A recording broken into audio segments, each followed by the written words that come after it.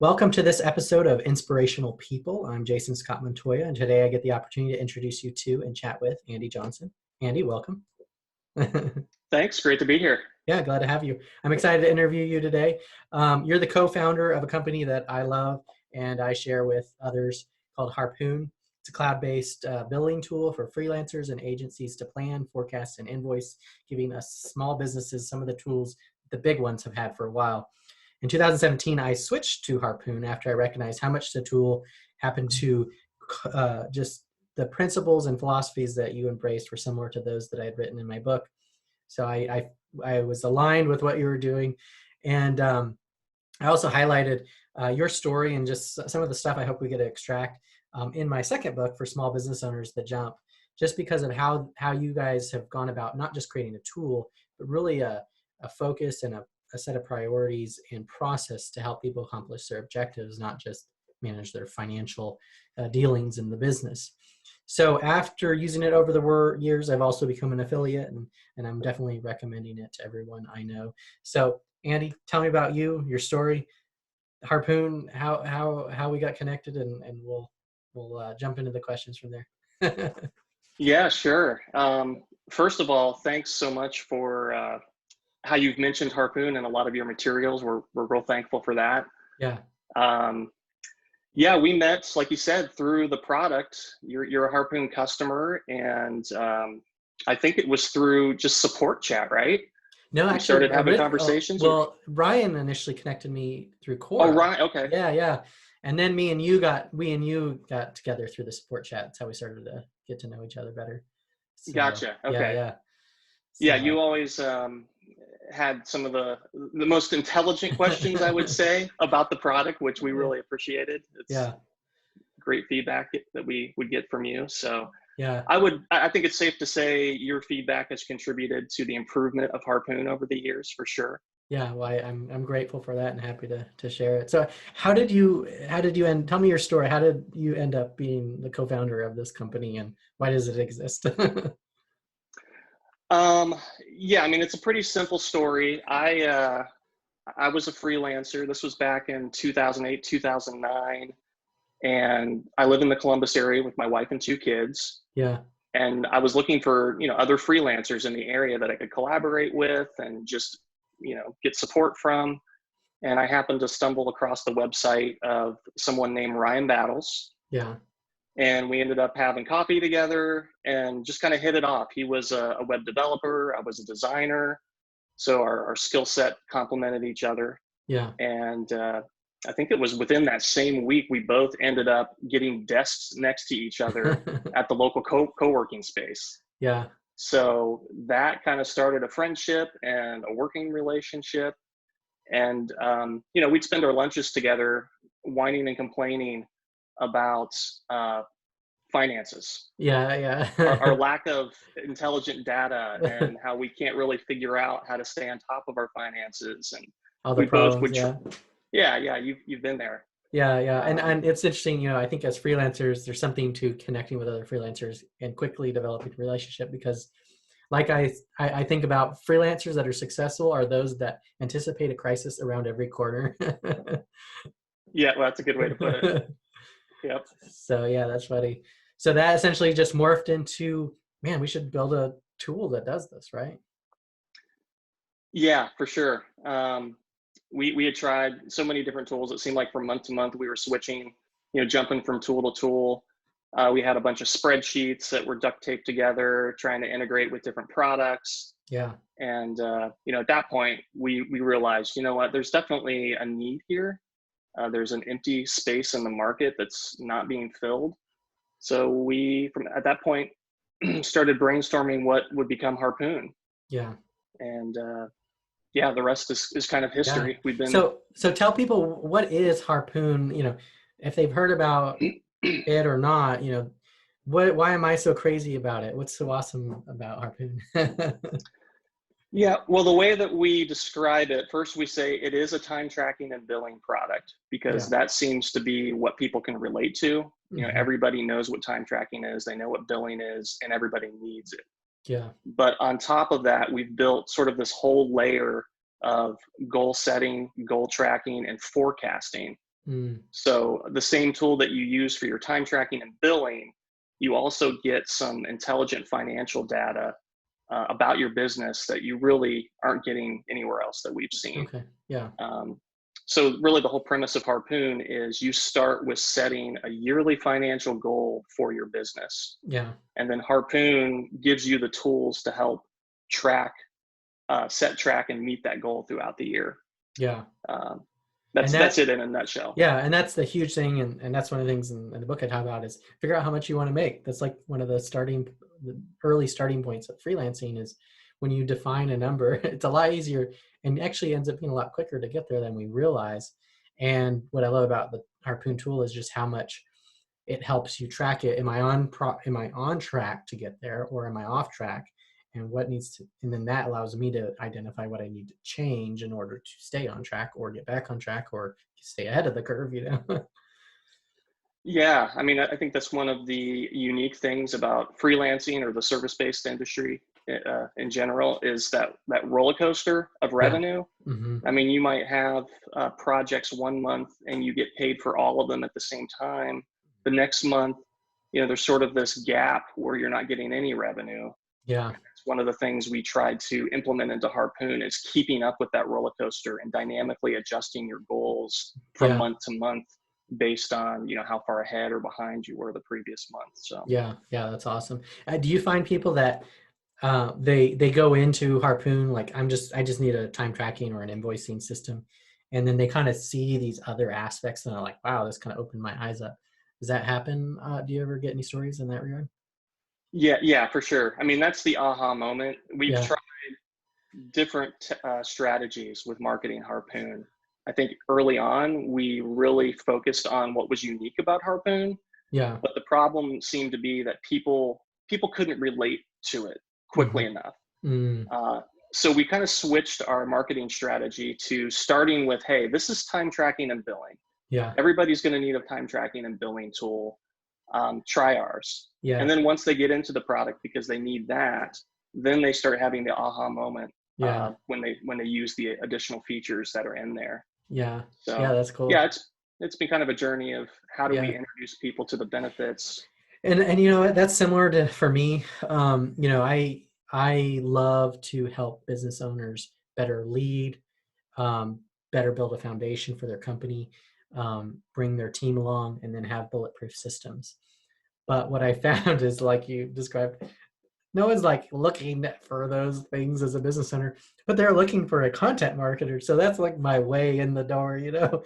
So um, it's maybe a little sad that it isn't the other way around, but I've just had to adapt and go, you know what, that's how the world is. So I'm gonna lean into it. Yeah, you sometimes have to be a little creative Yeah. to get your message across. Yeah. So we'll kind of explore this a bit more in some of the other questions, but I want to take just a step back and kind of go, you know, we're in the middle of this coronavirus crisis. Things have sort of shifted and we're in uncertainty and all kinds of stuff. So, you know, what's your thoughts about the situation? How should we be looking at it? How should we respond? What tips and advice do you have for us? Yeah, for sure. I mean, this entire situation, definitely mentally overwhelming, Yeah. heavy. I'm smiling as I say that. I don't know why, but It's when we smile, we don't know what to do, I think. right. And different reasons for different people, right? Whether Yeah. it's health conditions, finances, Hmm. loneliness, or just plain cabin fever, getting sick of just being at home. We're all Yeah. trying to figure out how to stay lighthearted and sane while at the same time acknowledging the facts and reality of the situation. Yeah. Um, so, there's business reactions, a personal reaction. Like I know our family, even though thankfully we're fortunate enough to have everything we need, week to week, there's still this mental Hmm. weight to deal with. Yeah. And one of the things that seems to help us stay level headed is just looking for ways to, give and help other people.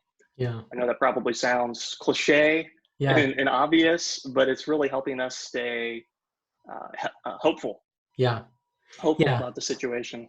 Yeah, it gives a bit of significance and meaning to, like, it's not just about the work, it's about, we are all in this together, as cliche as that is as well. But I think the idea of helping others, and that's part of, what I'm doing this podcast is to help get other people's voice out there and share stories and systems, as a way to do exactly what you're describing. And, in the end of my book, for Freelancers Path to Freelancer, I talk about the last achievement is sharing with others what we've mastered, helping others to get the success that we've achieved in our own journey.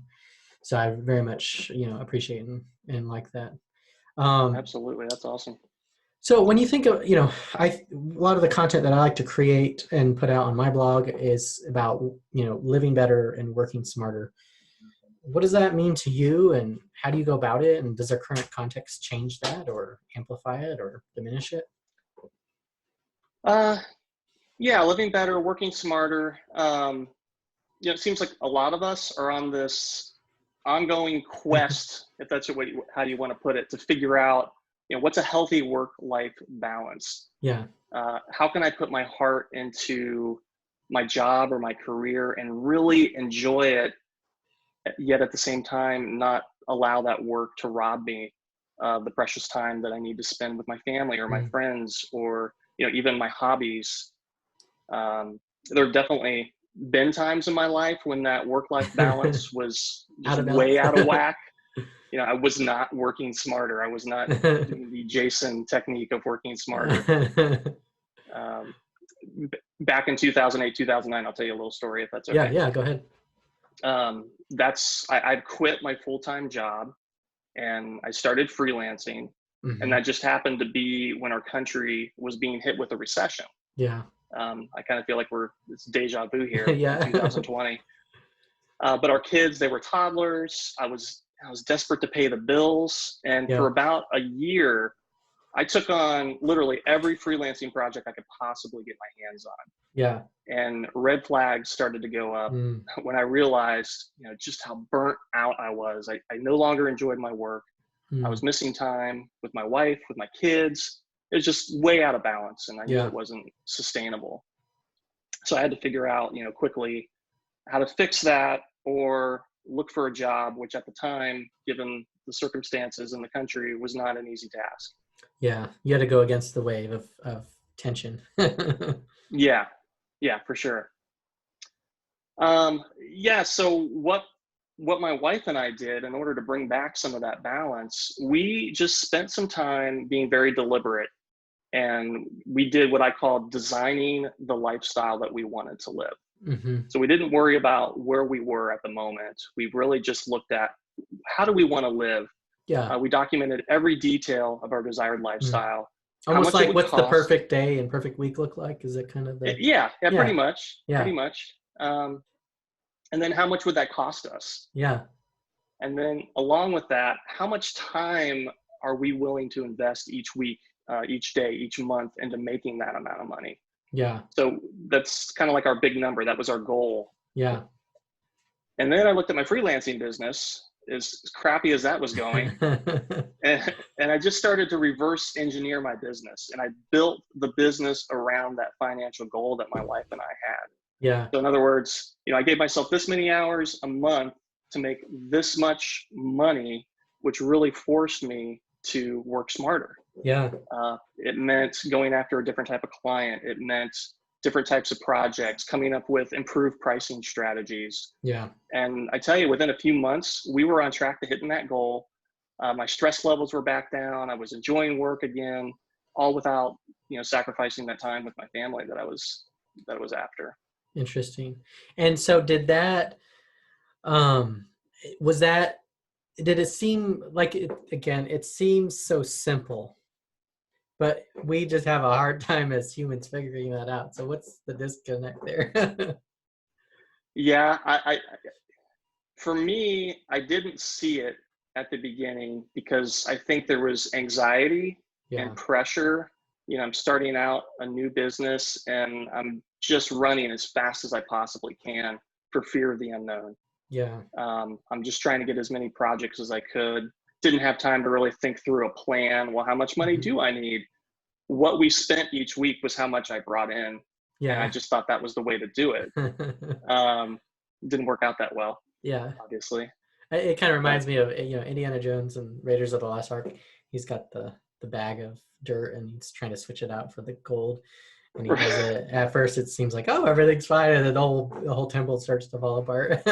right, great scene. Yeah, Um, yeah, so that's sort of when you talk about living better and working smarter. I think it's all yeah, about recognizing when we're out of balance, yeah, and then you got to take that deliberate action to bring that balance back to your life, mhm, because you can go for months, you can go for years, and if you go too long without fixing it, you just adapt to it, and that becomes your normal life. mhm.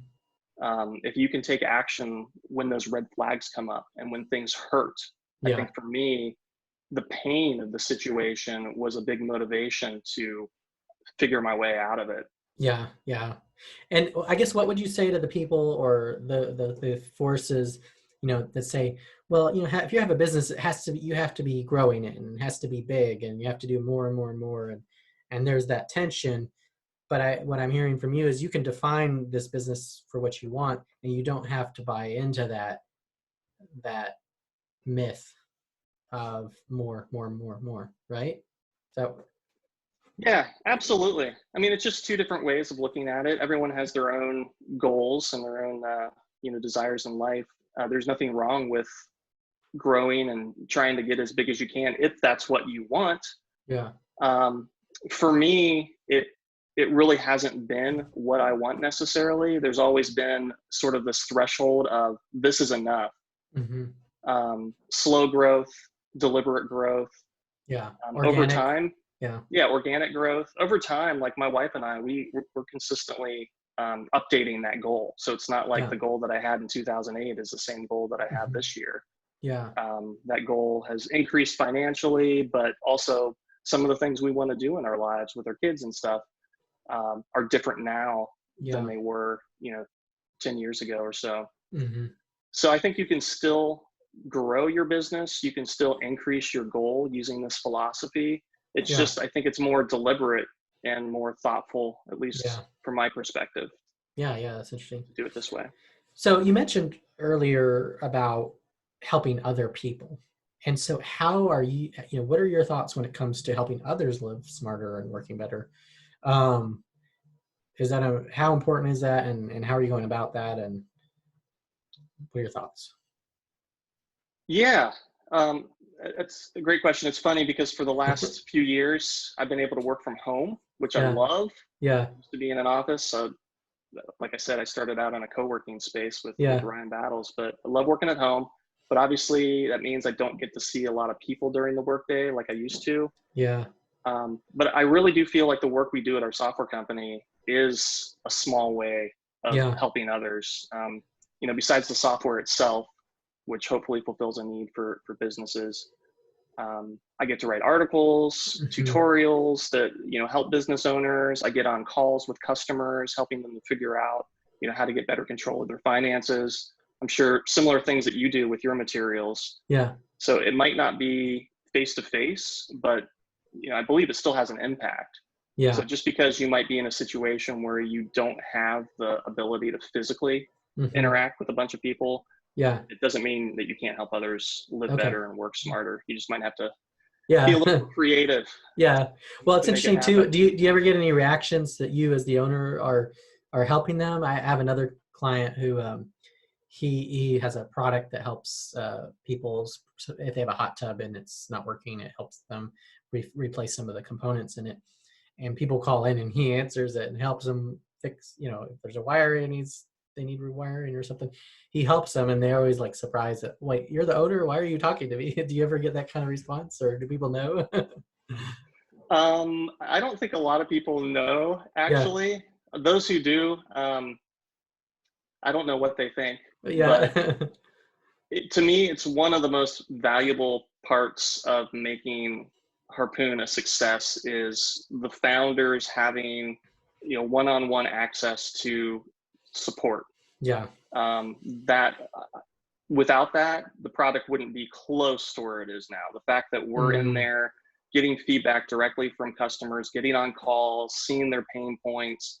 yeah. Um, I think something gets missed in the translation if somebody else was doing that for us. Yeah. So yeah, Yeah. And I that's, consider it a privilege. yeah, it's interesting. I talk about the idea of organic growth, which you mentioned, um, in my book. And so the thing I love about organic growth, especially if an owner is really in tune with their customers and their team, and just watching what's happening, is we actually get to understand what creates different things and what dynamics unfold and how they affect other things. And I think when we're just trying to grow and we're not paying attention, if we are successful, we have no idea what really is causing the success or failure. And the organic growth has a way of helping us to actually be a student along the way. I don't know. How do you feel about that? Or do you agree or disagree? No, that's a great way to put it. I fully agree. Yeah. Yeah, I think one of the benefits, if you're talking about a founder actually doing support, is there's a perspective there. I have my hands in different parts of the company, of the business. Yeah. So when I hear support requests or feedback coming in, if it was just, if it was somebody else that didn't have sort of that high level perspective of the company, there might be opportunities missed. Mm. Um, I'm trying to think of a good example, whether that's a feature. I Yeah. can start to see how a certain direction that we're going over here with a feature is conflicting with Hmm. support requests and feedback that we're getting over here and from our Yeah. customers. Just simple stuff like that. Yeah. Um, Yeah. It's interesting I because agree. a lot of I've known entrepreneurs wanting to start a software as a service business, and some of their motivations can be so they don't have to deal with people anymore. But it sounds like what I'm hearing from you is that's the wrong way, or it's a problematic way to go in building a software as a service, as much as you might want to avoid that dynamic. Yeah, it probably depends on what your goals are. Yeah. I have been involved with software companies that take that approach. Yeah. Typically, it's usually a company that has a ton of funding, um, and they can afford to throw a lot of stuff at the wall to see what sticks. Okay. And with Harpoon, we're bootstrapped. Yeah. We are deliberately making decisions 1 month at a time as to what feature can we release that's actually going to fulfill a need that we Mm. can prove exists. Yeah. So, It has got and to it's be the same good, with or it's marketing. not. Yeah. Yeah, it's got to be good. We don't have, unlimited resources to keep trying Yeah. things. So yeah, I think being involved and listening to customers Mm. helps us, um, deliberately make decisions and take action that hopefully work more than not the first time, Yeah. versus just trying a bunch of things, using a lot of money, and Yeah. then picking which things happen to work.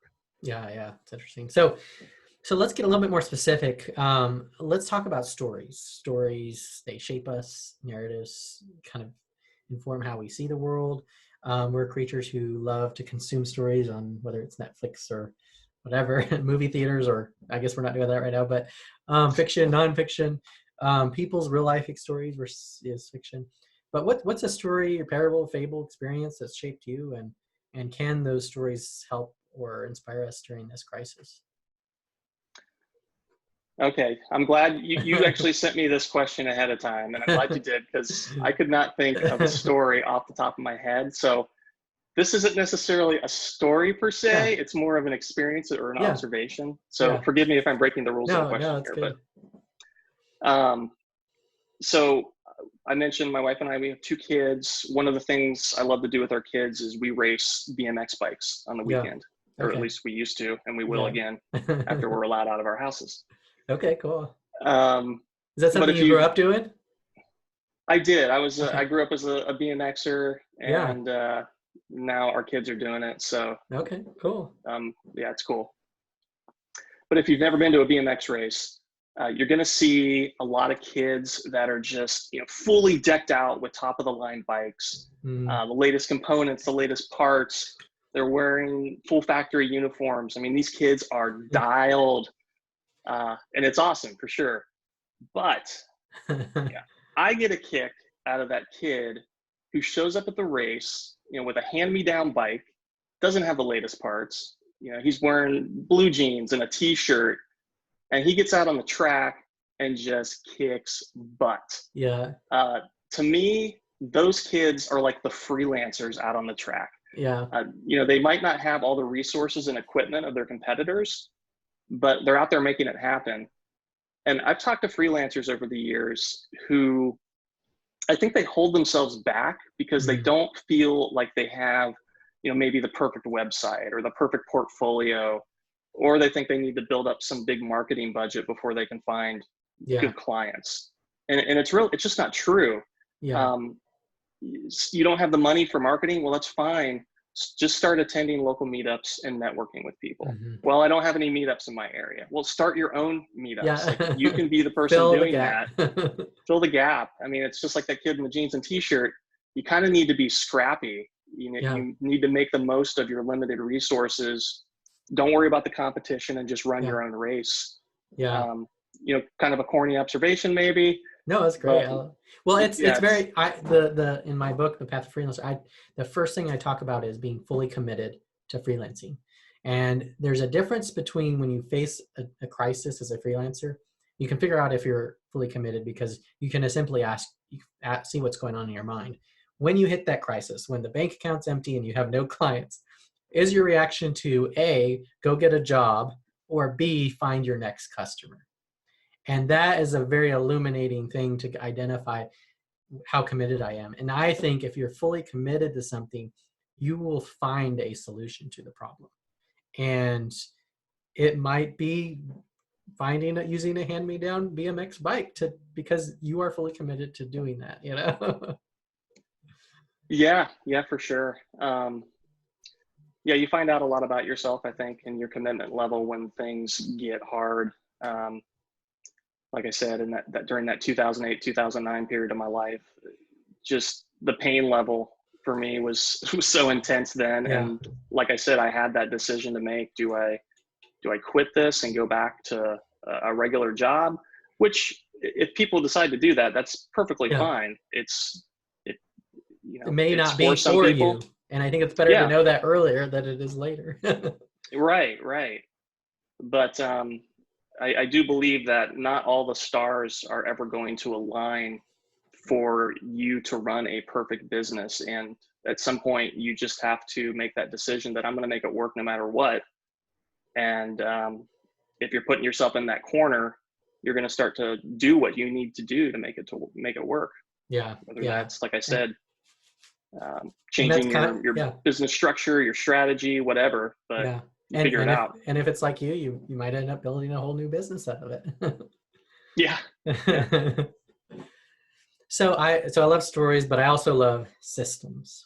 So whether they're technical or human, we're all a part of and creator of systems. And these ecosystems direct and inform how we think and act in odd cases. So tell me what you think about systems. What are they to you? How do you use them? And are they, helpful? For sure, they're helpful. I mean, I'll be honest, I'm not really an evangelist for any single system. I know there are a lot of people out there that, create blogs about a single system and have classes about a system. And I think that's awesome. I'm not really one of those people, whether that's a system for organizing your to-do list or a system your team uses to build software. It seems like every few years there's a new system that everyone jumps to. Yeah.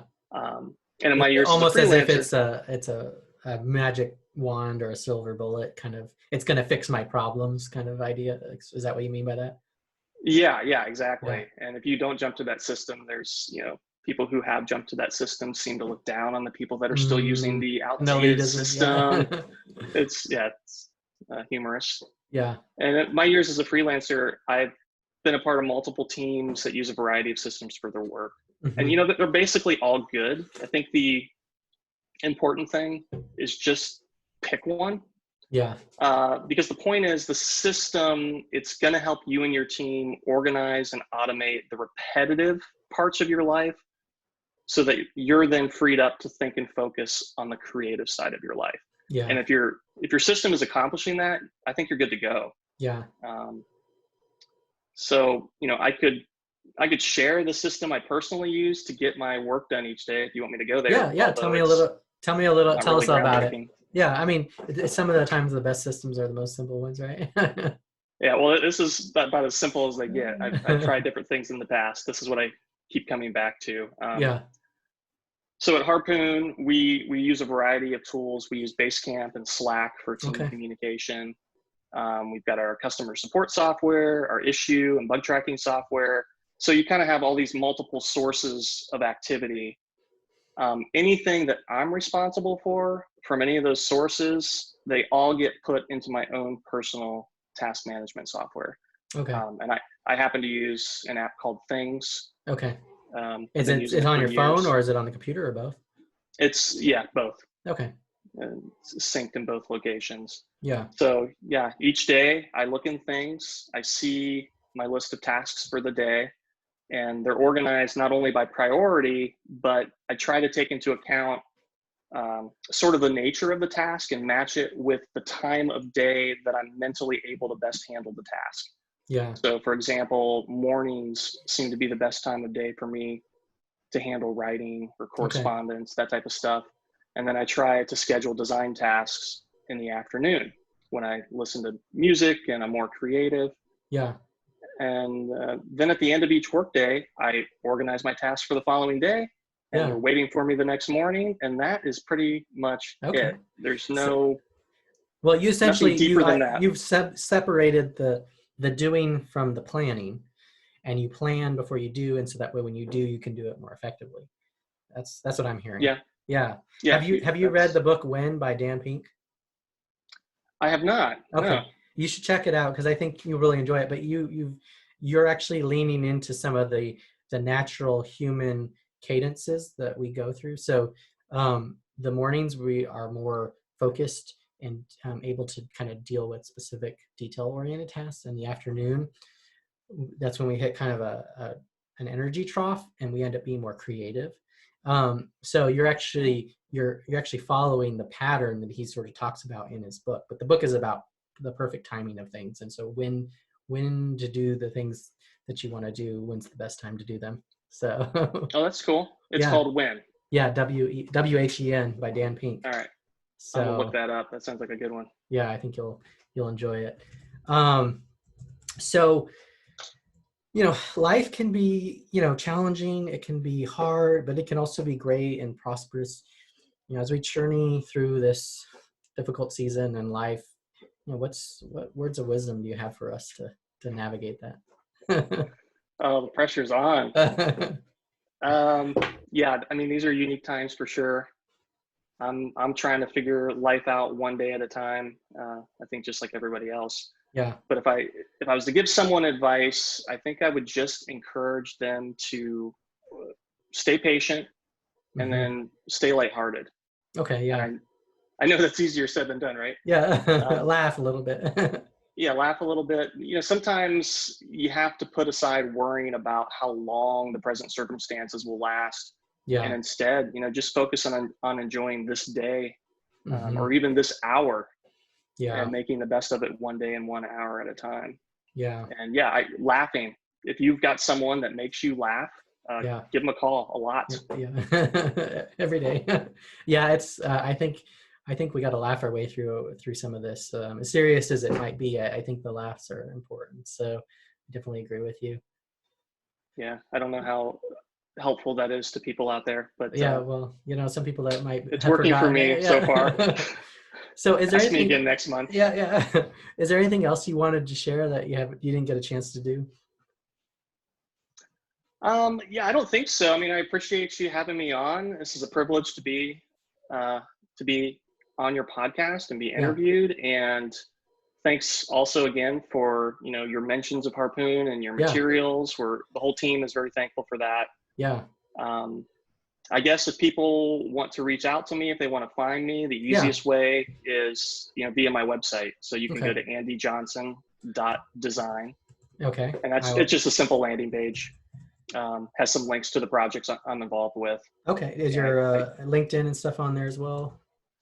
yeah, my email's on Or there, I believe. Some sure. social stuff's on there.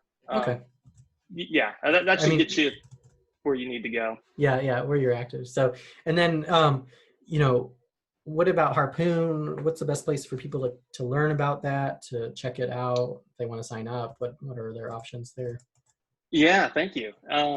They can go to harpoonapp.com, Okay. and that's our marketing site. And they can sign up for a free trial, no credit card required, no commitments. Give it a spin. We've got some onboarding materials that kind of walk you through the product. Mm-hmm. And if you have any questions or want a walkthrough, a personal walkthrough, just give me a holler, Okay. and I'd be happy to get on a call with anybody and help them out for sure. All right. Well, yeah, that sounds great. Anything else? Anything that you're up to that you want to share? Um, yeah, I'll be in the same house tomorrow and the following day and for the rest of the week. I wish I had some exciting things going on, but I'm pretty much doing what you're probably doing too. So you don't have a BMX YouTube channel that we can all watch? You check out my Instagram. I Okay. post a lot of photos and videos there. All right. It's on that andyjohnson.design website. All right. Well, sounds good. Well, thank you so much for joining us today, and I appreciate you sharing. Thank you, Jason. It's a privilege to be a part of it. All right.